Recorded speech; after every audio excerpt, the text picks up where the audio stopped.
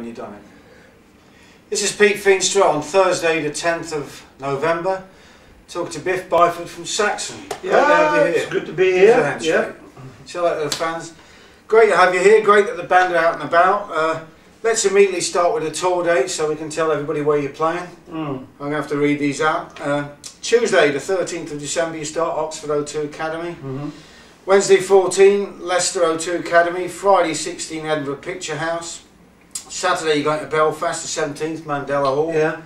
Been there before? Yeah, it's nice venue. Great, great. 19th Sheffield, that'll be a great one, O2 Academy. Yeah. And the London show is on the 20th of December at Coco. That's right. And you were talking about that earlier on. Yeah, we wanted the last show to be in London because it's quite central for everybody. And last night the tour. We'll have a big party, you know, like rock and rollers do. And yeah, so that'll be good. And you know, all the families will come down and the agents and the managements will be there. So yeah, it'll be good. We'll have a good knees up after the show. And it's a nice venue, Coco's. Yep.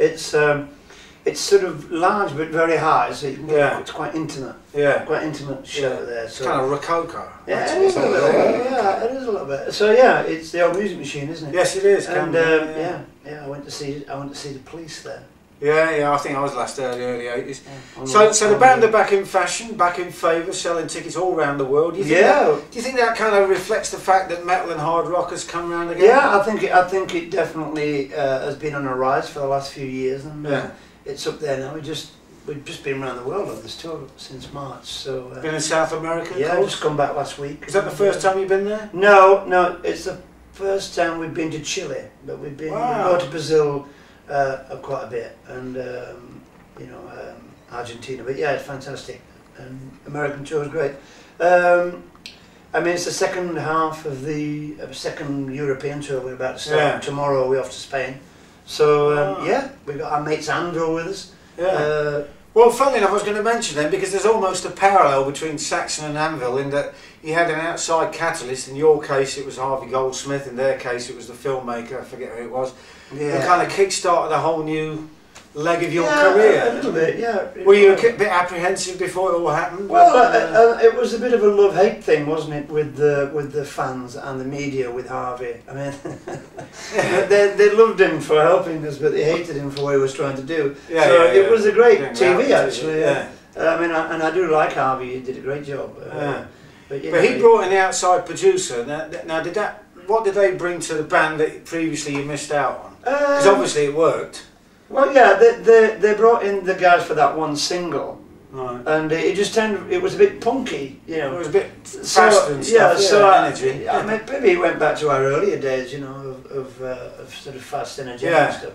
But yeah, I mean, it was a good experience. There was some a bit cringy in parts, but not that bad, you know. And yeah, he did a good job, and we did a fantastic show at Download that year. Anniversary. I just think that all things coming round, and we've had some great albums. The last 4 or 5 albums have all been excellent, and it's just well received, really well received. It's just a catalyst, really, that starts it all off again. And were you looking for something like that before? No, we were just making. I think we were making. I think it was the Lionheart album, wasn't it? We were making it with Harvey. So it was pretty much all finished anyway, so you know, they just included it in there. There must be tons of footage though, because they actually filmed us for 6 months.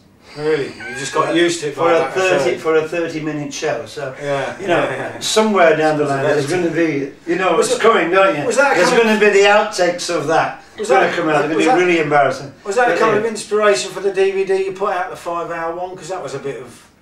No, not really, not nearly. No, some guys who worked for the BBC that obviously got made redundant and went freelance, they made that. It was a good idea. Yeah, only 5 hours is a hell of it. Well, yeah, I mean, but you know, it's great value for money. Oh yeah, and it's something you can dip into and look at. Yeah, I mean, you know, there's a lot of 80s footage on there. Yeah. A lot of interviews from different bands and different members, old members of the band. So yeah, it's a good package, really. I mean, they only made 2,000, you know, limited editions. Yeah, good stuff. And quite rare. And of the current set you're going to be playing on the forthcoming tour, I mean, are you going to be what are you going to play from the new record, and how did you decide which songs when you get a whole new batch of songs? How do Well, you decide which ones to do? it swings around really. I mean, I think the audience tend to figure out which ones they like, Yeah. and then we tend to play which ones they like really. But you know, Hour of the Gods is a great favourite. Yeah. Obviously, Call to Arms back in '79. That's Yeah. great. Yeah, yeah. When Doomsday Comes, that's Going Storm. The song that we did play a couple of times that went down brilliant was Chasing the Bullet. Yeah. So we kept that one in. And talking about that, Chasing the Bullet, that refers, as far as I understand, that refers to the fact that you felt under pressure to finish the album. Was that the case? That's a song for people who are under pressure. You know, with the phone's ringing off the hook and you know, just trying to get out and away and I'm going to go home, but you can't because you. Right, you know, so yeah, that's what that's about. Yeah. It's. I mean, I don't think anybody's used it before, Chasing the Bullet. So I invented it. No, it's a good one. It's a good one if you're working hard and you've got a schedule to keep and you're about to miss it. And talk about schedules and thinking about recording. I mean, do you go into an album, or when you record a new album, do you have a plan for how you think it's going to be, or does stuff shape up when you're actually in there? Do you actually play live, for example, when you record? Yeah, we did on this album. Quite a few of it's live. You know, not all of it. Some of it's overdubbed, but yeah, of course. Yeah, but the drums and the bass are all live. But that's why we wanted to do this album. Just a more less is more type thing. Less overdubs, less keyboards, less choirs, less samples, less. A real rock record. Yeah. Yeah, as it used to be. Yeah, really. But you got very sharp production on this. We spent a lot of time on the production, and you know, we sent it away to a maestro in America that does the mixers. So we disconnected ourselves from it a little bit, which is. And then you come back to it. It's a bit strange for us, yeah. You know. But yeah, it was great. Actually, it was a great experience making that. And of course, one of the things the fans are going to like is the booklet and the artwork. There's some really great graphics on there, good photos, all the lyrics. I mean, yeah, it's, you know, we spend a lot of time on the package because we know people still like to buy. You know, in our genre, they still like the product. They might download it, but they still buy the product when it comes out anyway. But so it's important that it's not cheap. No, you know, it's quite the opposite. High gloss, you know. Where did all the graphics come from and the thought? Well, we have a young guy in Germany, basically that he plays in a band himself. So he's into all that stuff, and he just digs it, all the Celtic connection with Saxon and you know the heraldic things.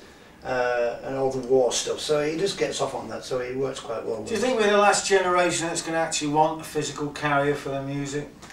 I think there's always going to be... Well, there is a revival of vinyl, of course, at the moment. Well, yeah, everything's out on vinyl now, and you know, we're talking about doing some new stuff with vinyl next year. But I think that's great because you know, something new comes out, people go nuts on it, don't they? And then it all settles down, and then everybody realises, well, we can have you know, iPods and we can have vinyl. You know, we can have all five really. I think you should bring back cassettes. I like cassettes. That's a good suggestion. Winding them back with a pencil when it messes up. I remember all of it. Yeah, it's good. So why not? If you can have it, then get it. That's what I say. And don't forget, you know, there's nothing looks better artwork-wise than a 12-inch album or a single, a big single, or a picture disc. It looks fantastic, you know. And sort of, you know, kids are realising that now.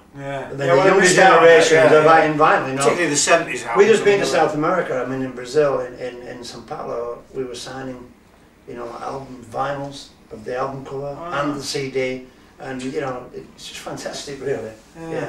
And do you think that the reason you're still here is the fact you're always such a great live band, and when your time came again, you were ready for it? I think, you know, we were waiting in the wings. I think, you know, we've always been a great live band, whoever was playing in the band. I mean, some have been better than others, obviously, but this particular band is fantastic live.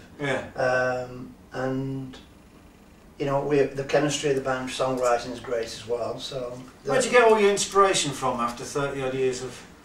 It just comes along one day. Does it go in waves? I mean, do you have a couple of years? Yeah, it goes in waves. You know, I get ideas for songs in the most wackiest places, and yeah, really. I mean, it's all down to the lyric and the riff for us. And on the new album, of course, the songs seem to be sort of split between historic themes and just rock in general and things about the band, I guess. Well, it's a mixture of some of the songs are quite blues influenced, Right. like our early stuff was. Yeah. And some of it's full on metal, Yeah. like our early stuff was. Yeah, So yeah. it's a move back to that, you know, crossing the line. Happy medium. Yeah. Yeah. Because we moved away from that, we went a bit more metal. Yeah. Because we had to, I think that it was then. Yeah. But now I think it's a good time, and we can be more, you know, like the early days, really. Hammer of the Gods. The riff on that sounds a bit like Focus. Yeah, it is a bit focusy. There's another song it's a bit like as well, but it's a Paul Quinn riff song.